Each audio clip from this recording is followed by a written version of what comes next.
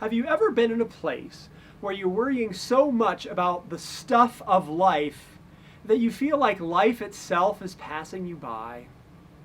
That you're thinking so much about protecting yourself or saving yourself or what's going to help me out and all of these things that you're not actually enjoying life? I think that's part of what Jesus is getting at when he says the famous backwards phrase in Matthew chapter 16. The person who wants to save his life will lose it. But the person who loses their life for my sake will find it. I like to go backpacking and camping. And when I go backpacking, you have a backpack and you have to throw all your stuff in it so that you can hike miles into the wilderness and see beautiful things and experiencing the wonder of it all. But you have limited room in that backpack, and you have to make choices of what you're going to have in there. And if you put too many things in that backpack, it actually becomes a burden, even though you're trying to protect your life or save your life with all the stuff you put in it. You get a sleeping bag, but are you going to also bring a blanket in case the sleeping bag gets wet? Are you going to bring an extra fuel tank in case the one runs out? Are you going to bring your iodine tablets in case the water purifier doesn't work? If you put too much stuff in the backpack, then it becomes a burden and you lose the life that you're trying to gain in going on the adventure. Life can be like that too.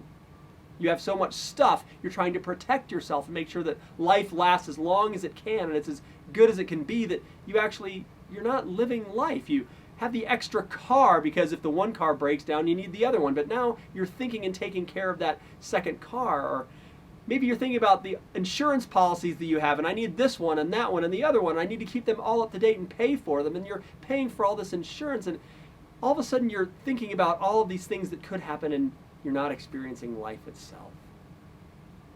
Jesus wants us to have faith in him. And in that faith, losing our life so that we can experience life and the joy of it all. In that passage in Matthew 16, after Jesus talks about saving and losing one's life, he says this. He says, "What profit is it if someone gains the whole world and yet loses his soul?"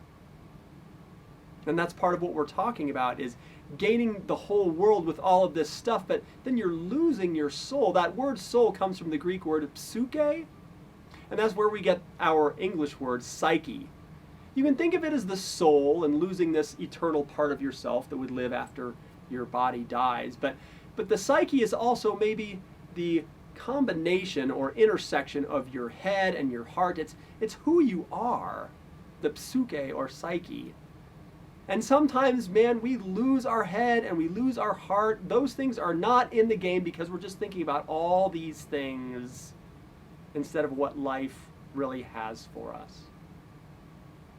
I think also about the laundry.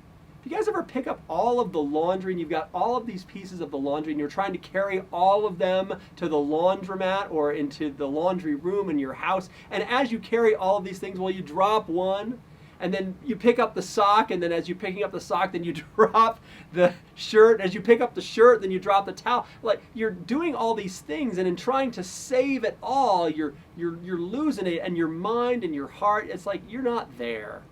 And you just want to get to the laundry machine and lose it and drop it all so that you can experience life. That's what Jesus wants for us. At some point, you got to quit saving your life and just lose it for his sake through faith so that you might have a full psyche and be right there and full of life and full of joy because he's there with you in it.